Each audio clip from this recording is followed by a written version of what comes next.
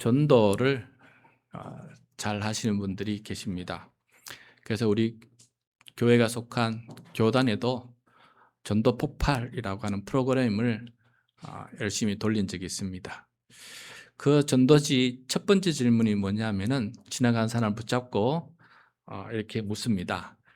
당신 오늘 죽으면은 천국 갈 자신 있습니까?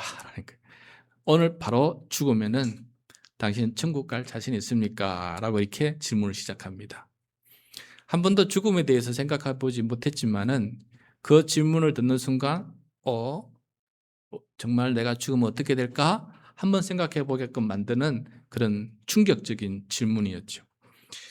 이 질문 앞에서 우리는 어떻게 반응합니까? 믿음 있는 사람은 뭐 천국 가겠지요 라고 이렇게 막연히 또 생각할 수도 있겠고, 그게 정말 확신할 수 있을까? 아직도 나는 천국 갈까 지옥 갈까 아니면 죽으면 끝일까? 거의 뭐 아무것도 없을까?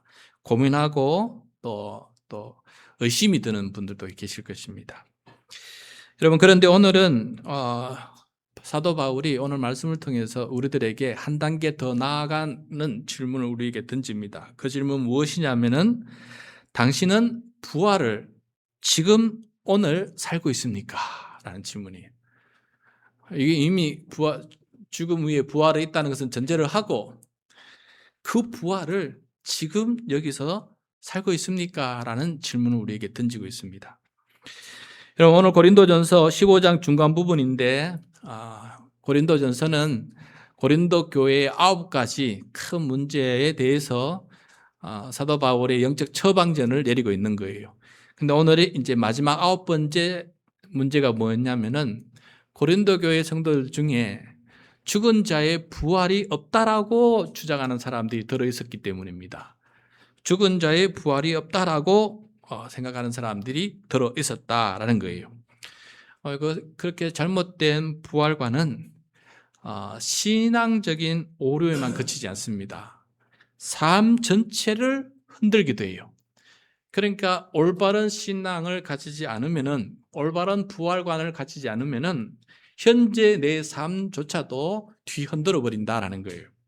만약에 부활이 없다면은 도덕도 없고 헌신도 없고 세상 방식처럼 오직 먹고 마시자, 내일이면 죽을 텐데 그냥 잘 행복하게 살다 죽자 하면서 쾌락과 허무만이 남는 그런 삶을 선택할 수밖에 없다라는 것입니다. 그래서 바울이 오늘 본문에서 전하는 핵심은 바로 이것입니다. 부활 신앙은 단지 죽고 난 다음의 이야기가 아니다. 부활은 지금 여기 오늘 우리가 어떻게 살 것인가를 결정하는 그런 매우 중요한 신앙이다라는 것이에요. 부활을 믿는 사람은 지금 다르게 살게 됩니다. 부활을 믿는 사람은 지금 다르게 살게 된다라는 거예요. 그래서 오늘 이 말씀을 함께 경청하면서 우리가 가지고 있는 이 부활 신앙에 대해서 다시 한번 점검해보는, 그리고 다시 한번 부활 신앙에 대한 확신을 가질 수 있는 그런 시간이 되었으면 좋겠습니다. 자, 먼저 오늘 20절 말씀입니다. 20절 말씀 같이 읽겠습니다. 시작. 그러나 이제 그리스도께서는 죽은 사람들 가운데서 살아나셔서 잠든 사람들의 첫 열매가 되셨습니다. 자, 여기서 잠든 사람은 그 앞에 있는 구절처럼 죽은 사람을 가리키는 다른 표현이에요. 우리는 사람이 죽으면 돌아가셨습니다 라는 표현을 해요. 원래 있던 자리로 돌아가셨습니다 라는 표현을 합니다. 그런데 유대인들은 사람이 죽었으면 잠들었습니다 라고 표현해요. 그 말은 언젠가 깨어날 날을 기다리는 잠이다 라는 그런 마음이 그 속에 담겨져 있어요. 그래서 여기서 잠든 사람 하면은 죽은 사람을 뜻합니다. 근데 예수 그리스도께서 분명히 십자가에 달려 죽으셨습니다. 그거는 변함이 없는 역사적인 사실이에요. 그리고 무덤에 장사가 되셨습니다. 그러나 3일 만에 죽은 자들 가운데서 다시 살아나셨습니다. 그래서 여기서 이것을 첫 열매다라고 표현하고 있어요. 첫 열매다. 죽음에서 다시 살아난 것에 대한 첫 열매다. 왜 첫 열매라는 말을 썼냐 하면은 여기서 첫 열매는 단순히 처음 익은 하나의 열매다라는 뜻이 아니고 이 첫 열매를 뒤따라서 수확 전체를 보증하는 열매다라는 의미가 그 속에 담겨져 있어요. 그러니까 첫 열매가 무르익었으니 나머지 모든 열매도 무르익어서 반드시 수확하게 된다라는 그런 뉘앙스가 여기에 담겨져 있는 것입니다. 그래서 예수님의 부활은 그분 한 분만의 특별한 사건이 아니라 이후로 예수 그리스도를 믿는 모든 사람들, 그렇지 않고 예수님을 믿지 않더라도 모든 사람은 부활한다라는 것을 우리들에게 가르쳐주고 있어요. 여러분, 가끔 죽었다가 다시 살아난 사람들이 있어요. 심지어 안치실에 넣은데도 관을 두드리고 나오는 사람도 있어요. 신약 성경에 보면, 구약 성경에 보면 죽었다가 다시 살아나는 사람들의 이야기가 있습니다. 근데 여러분, 이들은 결국 죽습니다. 다시 말해서 다시 죽음에서 살아났다 하더라도 다시 죽을 운명이에요. 그래서 이걸 가르쳐서 부활이라고 하지 않습니다. 이것은 소생이라 그래요. 소생. 다시 살아났다라는 의미만 강조하는 소생이. 부활은 그게 아닙니다. 부활은 다시 살아나셨으면 계속해서 살아가는 거예요. 다시 죽는 게 아닙니다. 그래서 부활은 다시 죽지 않는 영원한 생명을 얻는 것을 가리켜서 부활이다라고 그래요. 예수님의 부활은 이전에 썩어질 몸 그대로의 소생이 아니라 더 이상 썩지 않을 새로운 몸, 그 부활의 몸을 입고 영원히 사시는 것입니다. 그래서 이것을 부활이다 그래요. 이 부활은 역사상 처음으로 예수님을 통해서 나타났습니다. 그래서 부활의 첫 열매다라고 이렇게 말하는 겁니다. 여러분, 이 부활의 몸은 신비한 몸이 만져지기도 하고 만져지지 않기도 하고 벽을 통과하기도 합니다. 음식을 먹기도 하고 그렇지만 배고픔을 느끼지 않기도 하고 또 이 몸은 한순간에 눈앞에 나타났다가 또 한순간에 사라지기도 하고 신약 성경에 부활하신 예수님의 모습을 보면은 참 신기합니다. 그리고 생전의 몸과 연속성이 있는가 하면은 불연속성도 있어요. 그래서 마리아는 부활하신 예수님을 보고 처음에는 못 알아보았어요. 동산직인 줄 알고 예수님은 못 알아보다가 나중에 예수님께서 내가 그다라고 하니까 그때서야 그러네 하면서 또 깨닫게 되는 그런 몸이에요. 엠마오로 내려가는 두 제자는 그 가는 길 내내 예수님을 보면서 대화를 나눴지만은 그분이 부활하신 예수님인 줄 몰랐어요. 그런데 헤어질 때 그때서야 식탁에서 그때서야 예수님인 줄 깨닫게 되는 겁니다. 그래서 부활의 몸은 연속성도 있지만 불연속성도 있는 그런 신비한 몸이라는 것을 우리가 알 수가 있습니다. 이런 부활, 이 최초의 부활의 몸을 입고 부활이 있다는 것을 우리에게 가르쳐주고 이런 부활의 몸을 입는다는 것을 알려주신 분이 바로 예수 그리스도, 인류 역사상 유일하신 분이십니다. 자, 21절, 22절 계속해서 읽도록 하겠습니다. 시작. 한 사람으로 말미암아 죽음이 들어왔으니 또한 한 사람으로 말미암아 죽은 사람의 부활도 옵니다. 아담 안에서 모든 사람이 죽는 것과 같이 그리스도 안에서 모든 사람이 살아나게 될 것입니다. 아담 이후로 여러분 모든 사람은 죽습니다. 죽음을 피할 수 있는 사람은 아무도 없어요. 그런데 마지막 아담이신 예수 그리스도 이후로 무엇도 알게 됐냐면은 이전에는 다 죽는다는 사실을 알게 되었는데 이제는 예수님 이후로는 예수님의 부활 이후로는 무엇을 깨닫게 됐냐면 죽음이 끝이 아니고 죽음 이후에 모든 사람은 부활한다는 사실을 이제 알게 된 것입니다. 죽음이 끝이 아니고 죽음 이후에 모든 사람들은 부활한다는 사실을 이렇게 예수님을 통해서 우리가 알게 된 거고 깨닫게 된 것이에요. 모든 사람은 부활하는데 부활 이후에는 심판이 있다는 것도 알게 됩니다. 부활 후에는 심판이 있습니다. 그리스도 안에 있는 사람은 영원한 생명을 누리게 되고 그리스도 밖에 있는 사람은 영원한 형벌을 받게 된다는 것도 알게 되었어요. 다시 말해서 모든 사람은 죽은 다음에 부활의 몸을 입고 부활합니다. 그런데 심판대 앞에서 어떤 사람은 천국에 가게 되고 어떤 사람은 지옥에 가게 됩니다. 이것이 예수님께서 우리에게 가르쳐 주신 죽음 이후에 일어날 일들이라는 것이에요. 그럼 이런 부활은 언제 일어나느냐? 언제? 예수님의 부활은 십자가에 달리신 3일 뒤에 일어났지만은 우리들의 부활은 언제 일어나느냐? 23절입니다. 같이 읽겠습니다. 시작. 그러나 각각 제 차례대로 그렇게 될 것입니다. 첫째는 첫 열매이신 그리스도요. 그 다음은 그리스도께서 재림하실 때 그리스도께 속한 사람들입니다. 자, 나머지 사람들의 부활은 언제 일어나느냐? 그리스도께서 재림하실 때에 또 특히 그리스도께 속한 사람들의 부활을 경험하게 된다. 우리는 보게 된다라고 되어 있어요. 이 부분 좀 더 설명이 필요한데 여러분은 개인적인 종말이 아니라 이건 우주적 종말을 얘기하고 있는 것입니다.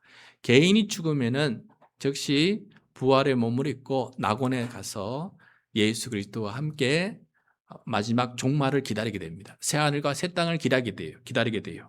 그러다가 예수님께서 재림하실 때 모든 죽은 사람들이 주님과 함께 나타나는 것이 아니고 예수 그리스도와 함께 있는 예수 그리스도께 속한 사람들이 부활의 몸을 입고 우리 모든 사람들의 눈에 나타나게 될 것이다라는 거예요. 그 사이에 어떤 일이 또 벌어지느냐?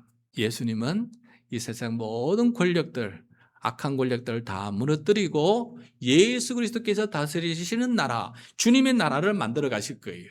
그런데 이 주님의 나라를 만들어 가는데 가장 큰 원수가 무엇이냐? 바로 죽음이라는 원수예요. 죽음. 26절입니다. 26절 같이 읽겠습니다. 시작. 맨 마지막으로 멸망을 받을 원수는 죽음입니다. 그러니까 여러분 이 죽음이 우리의 모든 마지막 원수예요. 죽음 때문에 여러분 우리는 이 죽음의 종로를 타고 살아가는 것입니다. 나약하고 연약한 존재로 살아갑니다. 발버둥 치면서 살아갑니다. 여러분 이 죽음의 원인이 무엇입니까? 죄입니다. 죄의 삭은 사망이다 하지 않습니까? 죄를 지었기 때문에 죽음이 나타난 거예요. 그래서 다시 말해서 죽음이 사라진다는 것은 죄도 사라진다는 것이에요. 그러면은 죽음과 죄가 사라지면 또 뭐가 사라지느냐? 죄와 죽음을 통해서 이 죄인을 종삼아 노렸던 원수, 마귀도 멸망을 당한다는 의미입니다. 그래서 여기서 마지막 원수는 죽음이라고 되어 있는데 죄와 죽음과 사탄이 모두 멸망을 당하게 된다는 것이에요. 그래서 더 이상 죽음도 없고 더 이상 죄도 없고 더 이상 사탄도 없는 하나님의 나라가 완성이 될 것이다 라고 말씀해 주고 있어요. 그 하나님의 나라에서 우리는 부활의 몸을 입고 영원한 생명을 누리면서 살아가게 된다라는 겁니다. 이것이 바로 기독교 부활 신앙의 핵심이에요. 예수 그리스도의 부활은 이미 완성된 사건이고 우리의 부활은 하나님의 약속 속에서 그리스도의 부활 속에 담겨져 있습니다. 그리고 마지막 날에 종말의 날 때에는 하나님의 나라가 이루어지면서 그리스도 안에 있는 모든 사람은 부활하고 산 사람은 그 즉시 변화되어서 어떻게 이 세상은 또한 같이 변화되어서 하나님의 나라에서 우리 모두가 살아가게 되고 새로운 경험을 가지게 될 것이다 라는 것입니다. 그런데 바울은 여기서 한 발짝 더 나아가서 이런 부활 신앙을 가지는 것도 중요한데 이런 부활 신앙을 가지게 되면 우리의 삶은 어떻게 되느냐, 현재 우리의 삶은 어떻게 되느냐라는 것을 계속해서 가르쳐주고 있습니다. 자, 바울은 고린도 교회의 잘못된 관행 하나를 언급하는데 29절입니다. 29절 같이 읽겠습니다. 죽은 사람들이 살아나지 않는다면 죽은 사람들을 위해서 세례를 받는 사람들은 무엇하려고 그런 일을 합니까? 죽은 사람이 정말로 살아나지 않는다면 무엇 때문에 그들은 죽은 사람들을 위하여 세례를 받습니까? 자, 이게 무슨 일이냐면은 예수 그리스도를 믿다가 믿음은 있는데 세례를 받지 못하고 죽은 이들이 있어요. 그러면 그 부모나 친척들이 저 친구는 믿음이 있었는데 세례를 받지 못하고 죽었는데 저 죽은 사람을 대신해서 내가 세례를 받아주면은 저 사람은 죽음 이후에 영원한 생명, 영생을 누리고 천국을 살아가지 될 것이다 하는 그러한 기대감에서 죽은 사람들 위해서 대신해서 세례를 받는 이런 관습이 생겼어요. 물론 이 세례 의식은 잘못된 관습이기 때문에 즉시 사라져서 신약성경 다른 어느 곳에도 이런 세례는 등장하지 않습니다. 잘못된 것입니다. 그러나 바울이 이것을 굳이 언급한 이유가 있어요. 무엇 때문에 이걸 언급했냐면은 예식은 잘못되었지만은 그 안에 담긴 마음을 지금 이야기하고 있는 것이, 죽은 이들도 부활할 것을 믿고 그들을 위해서 무언가를 해주고 싶은 간절한 소망, 그 소망이 얼마나 컸으면 그런 예식까지 하게 되겠느냐라고 이렇게 질문하는 것입니다. 부활신앙은 이처럼 현재의 삶 속에서도 구체적인 행동을 낳습니다. 부활신앙은 미래뿐만 아니라 현재 우리의 삶을 바꾼다는 거예요. 이해되십니까? 부활신앙 때문에 죽은 자를 위해서 세례라는 이 행동을 만들 만큼 부활신앙을 가진 사람은 현재의 나의 삶을, 신앙생활을 바꾸어 버린다는 거예요. 그만큼 부활신앙은 우리의 삶 속에 영향을 미친다는 거 아니겠습니까? 여러분, 이런 부활신앙을 가지면은 우리는 가까운 사람들을 위해서 전도하게 되고 애통하는 마음을 가지게 돼요. 그렇지 않습니까? 죽음이 끝이라면 애통할 필요 없어요. 같이 죽으면 끝나니까. 근데 죽음 이후에 부활이 있다 그러고 심판이 있고 예수 그리스도 안에 있느냐 없느냐에 따라서 지옥이냐 천국이냐는 것에 갈라지는 인생을 안 이상 내 삶, 현재 내 삶이 변화가 있을 수밖에 없지요. 사랑하는 마음, 긍휼의 마음, 애통한 마음, 심지어 오늘 말씀처럼 그냥 그 사람을 대신해서 세례를 받고 싶을 만큼 그런 간절한 마음이 생겨나는 거 아니겠습니까? 그러므로 여러분, 부활신앙이 확실히 가진 사람은 현재의 삶이 달라지게 되어 있다는 것을 지금 말하고 있는 거예요, 사도 바울이. 그리고 바울은 자기 자신의 삶이 가장 강력한 증거다라는 것을 또 이어서 얘기합니다. 30절, 31절입니다. 시작. 그리고 또 우리는 무엇 때문에 시시각각으로 위험을 무릅쓰고 있습니까? 형제 자매 여러분, 나는 감히 단언합니다. 나는 날마다 죽습니다. 이것은 우리 주 예수 그리스도께서 여러분에게 하신 그 일로 내가 여러분을 자랑스럽게 여기는 만큼이나 확실한 것입니다. 확실한 것입니다. 여기서 날마다 무릎을 죽는다라고 되는데 이게 의미하는 바가 무엇이냐면은 그 앞에 30절에 나온 말씀처럼 시시각각으로 죽음의 위협을 무릅쓰고 복음을 전한다는 거예요. 그러니까 날마다 죽음이 눈앞에 있는 거예요. 언제 잡혀서 사자의 밥이 될지 모르는 것입니다. 이 죽음의 환란 앞에 얼마나 또 매를 맞고 감옥에 갇혔습니까? 또 질병에 걸렸습니까? 복음을 전하고 배를 타고 가다가 파산이 되어서 물 위에 며칠 동안, 10일 며칠 동안 또 둥둥 떠다니면서 죽음이 항상 눈앞에 도리면서 살아갔다는 의미가 바로 나는 날마다 죽습니다. 죽을 각오로 하고 죽음의 위협도 무릅쓰고 나는 이 일을 한다. 내 삶 자체가 여러분에게 내가 부활신앙을 가지고 있다는 증거가 아닙니까? 내가 만약에 부활이 없다면 왜 이렇게 하겠습니까? 내 목숨 아까운 줄 알고 날마다 먹고 즐기며 살겠지 왜 내가 이렇게 살겠습니까? 라고 이렇게 얘기하는 거 아니겠습니까? 한 가지 더 얘기합니다. 32절입니다. 32절 시작. 내가 에베소에서 맹수와 싸웠다고 하더라도 인간적인 동기에서 한 것이라면 그것이 나에게 무슨 유익이 되겠습니까? 만일 죽은 사람이 살아나지 못한다면 내일이면 죽을 터이니 먹고 마시자 할 것입니다. 여러분, 에베소에는 큰 경기장이 있었어요. 콜로세움 같은. 거기에서 노예나 죄수들을 거기다 넣어놓고 며칠 굶긴 맹수를 집어넣어요. 그래서 맹수와 이 노예나 죄수들이 싸우는 것을 구경하는 것을 열광을 했어요. 마치 우리 지금 오늘날 우리 월드컵 경기를 열광하는 것처럼 그런 걸 열광했어요. 그게 그렇게 열광스러운 일인지 모르겠지만은 그때 당시의 사람들은 그게 열광스러운 스포츠였어요. 많은 사람들이 몰려서 구경합니다. 호함을 치르고 응원을 하면서 그렇게 해요. 근데 어느 순간부터 거기에 누가 붙잡혀 간지 아십니까? 예수 믿는 사람, 그리스도인들이 붙잡혀서 거기 가서 사자의 밥이 되고 순교를 당하는 일이 벌어지게 되었어요. 그런데 지금 여기서 말합니다. 내가 맹수와 싸웠다고 할 때는 이건 지금은 경기를 말합니다. 내가 인간적인 동기로서 내가 저 맹수와 싸워서 내가 명예를 얻고 살아난다고 사람들한테 월계관을 받는다 하더라도 그게 무슨 소용이 있겠느냐, 나에게 무슨 유익이 있겠느냐라고 말해요. 그런 월계관이 중요하지 않다라고 말합니다. 대신 나는 순교를 당할지라도 예수 그리스도 앞에서 생명의 멸류관을 얻는 것이 더 소중한 것이다 라고 얘기하면서 나는 만일 죽은 사람이 살아나지 않는다면서 내일이면 죽을 터이다, 먹고 마시자, 이게 바로 그 당시의 격언이었거든요. 사람들 사이에 떠돌아오는 그런 말이었거든요. 야, 내일이면 뭐 언제 죽을지 모르는데 배불리 먹자, 언제 우리가 건강일지 모르는데 열심히 여행이나 다니자 하면서 이렇게 그냥 세상적인 방식대로 그렇게 살아가는 거예요. 그런데 바울은 그렇게 하지 않았다는 거예요.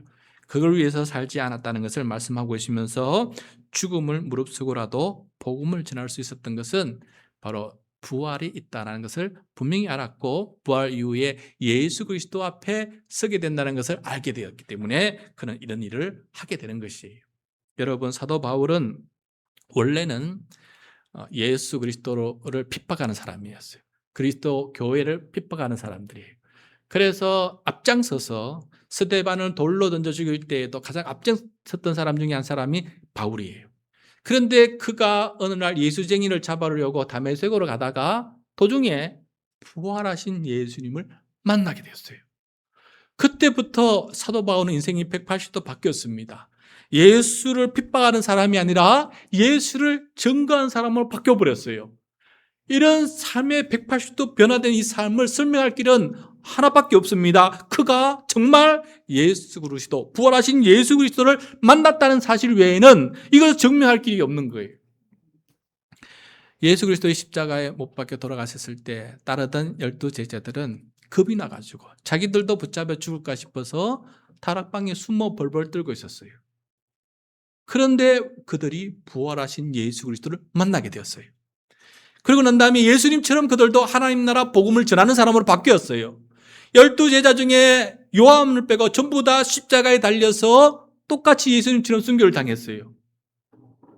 자기가 죽을 것 뻔히 알면서도 예수님처럼 붙잡혀 죽을 것이라는 것을 알면서도 나아가서 복음을 전하는 사람으로 바뀌었어요.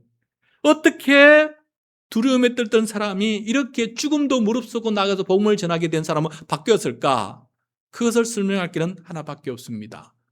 그들이 부활하신 예수 그리스도를 만났기 때문에 그게 가능했다라는 것을 말하고 있는 것입니다. 이처럼 여러분, 부활하신 예수님, 부활신앙을 가지게 되면은 내 목숨조차도 더럽지 않는, 그 죽음 앞에 벌벌 떨지 않고 오히려 천국 환송 예배처럼 그렇게 맞이할 수 있는 사람으로 바뀌게 되더라라는 것을 우리들에게 말해주고 있습니다. 그래서 이런 부활신앙을 가지게 된 사람으로서 오늘 살아가는 삶을 제대로 살아라 하면서 마지막 당부의 말을 하고 있는데 33절 34절입니다. 같이 읽겠습니다. 시작. 속지 마십시오. 나쁜 동무가 좋은 습성을 망칩니다. 똑바로 정신을 차리고 죄를 짓지 마십시오. 여러분을 부끄럽게 하려고 내가 이 말을 합니다만 여러분 가운데서 들어는 하나님을 아는 지식이 없습니다. 하나님을 아는 지식이 없으면은 무지 속에서 행동을 하게 됩니다. 예를 들어서 오늘 지금 하는 게 무엇입니까? 부활이라는 사실을 모르면은 무지 속에서 현 세상만 살아가는 행동을 취하게 된다는 거예요. 그래서 여러분 여기서 속지 말라고 돼 있어요. 여기서 속지 말라는 것은 죽음으로 모든 게 끝난다라는 말에 속지 말라는 것입니다. 그런 말을 하면서 먹고 즐기자라고 하는 사람을 나쁜 동무라고 합니다. 나쁜 동무. 이 세상 방식대로 믿음 없이 부활의 신앙 없이 그냥 이 세상만 잘 살자, 행복하게 살자고 말하는 동무를 나쁜 동무라고 그래요. 그런 나쁜 동무에게 우리의 좋은 습성이 망치는 일이 없도록 해라 라고 이렇게 말씀하고 있는 것을 보게 돼요. 똑바로 정신을 차리고 죄를 짓지 말라. 그 죄 때문에 우리는 지옥에 가게 되고 예수 그리스도 앞에 설 수 없게 된다는 사실을 분명히 깨닫고 오늘 하루 살아가는 것을 확실한 믿음을 가지고 살아가는 사람이 되어야 된다라고 이렇게 지금 사도 바울이 우리들에게 말씀해 주고 있습니다. 여러분, 오늘 부활신앙, 이 부활신앙은 먼 미래에 일어날 사건만 이야기하는 것이 아닙니다. 죽은 다음에 필요한 어떤 신앙이 아니에요. 이것은 지금 여기서 우리에게 필요한 신앙입니다. 그리고 지금 우리의 삶을 변화시키는 신앙이 바로 부활신앙이다. 그래서 가장 무서운 존재, 어느 날 갑자기 닥쳐서 우리의 생명 전체를 앗아가는 존재, 죽음. 이번 베네수엘라 여러분 지진이 일어나면서 한순간에 수십만, 이번 10만 명 정도 될 것 같아요. 최소한. 그 생명이 한순간에 여러분 불의의 사고로 자연재해로 생명을 잃었어요. 여러분, 그게 끝이라면은 인간은 정말 하찮은 존재잖아요. 그게 끝이라면은 인간은 지진 앞에도 아무것도 할 수 없는 하찮은 존재예요. 그러니까 내일 지진이 날지도 모르니까 오늘 뭐 가진 거 다 쓰고 마음대로 살겠다는 마음이 생겨나지 않겠습니까? 그런데 죽음이 끝이 아니라는 사실을 아는 우리는 그렇게 하나님 참 불행하게 안타깝게 데려가더라도 그 다음에 부활이 있다는 것 때문에 우리에게는 희망이 있지 않습니까? 그 삶이 끝이 아니라는 사실 때문에 우리는 희망이 있는 거 아닙니까? 그래서 이 세상은 오래 사야 100년, 120년이지만은 그 다음 인생은 영원한 삶이다라는 사실을 우리는 알기 때문에 죽음 앞에 허망하게 무너지지 않는 것이에요. 우리는 죽음이 닥쳐와도 내 인생이 전부 다 사라진다는 생각을 가지지 않습니다. 내 삶은 연속성과 불효성을 가지고 죽음 이후에도 나라는 존재는 계속 이어지기 때문에 여기에서 끝났다 그래서 내 삶이 사라지거나 없어진다는 그러한 불행과 허무 속에 빠지지 않습니다. 내 삶은 영원히 이어지고 내 영혼은 영원히 이어진다는 그러한 믿음 속에서 끝까지 영원한 생명을 살고 누릴 수 있는 믿음을 가지고 가게 되는 것이에요. 그래서 지금 여러분 부활이 이미 내 마음속에 있는 것이고 천국이 이미 내 마음에 있는 것이고 영원한 생명, 영생이 이미 내 마음속에 있는 것입니다. 믿음 안에서. 그래서 오늘 살아가는 사람은 죽음조차도 원수조차도 이길 수 있는 그런 힘이 우리 가운데 생기는 것 아니겠습니까? 그래서 여러분 우리의 마지막 원수 죽음조차도 이기고 우리의 죽음을 가장 고귀한 그리고 복된 그런 죽음을 맞이하면서 하나님 앞에 나아가는 그런 통로가 될 수 있기를 간절히 소원합니다. 말씀을 마치겠습니다. 오늘은 고린도 교회에 부활이 없다 하고 그냥 흥청망청 이 세상을 사는 사람들이 있었어요. 그걸 바울은 몇 명 되지 않았지만 들어있다고 몇 명 되지 않았지만은 그런 존재가 교회의 나쁜 동무가 되고 교회를 망친다라고 생각해서 마지막에 3장이나 걸쳐서 길게 부활에 대해서 설명하고 있는 것을 보게 됩니다. 부활 신앙이 무너지면은 현 삶이 무너지게 되어 있다는 것을 알기 때문에 바울은 가장 힘주어서 강조해서 가장 문제된 윤리적인 문제, 행동적인 문제는 그 앞에 8가지였어요.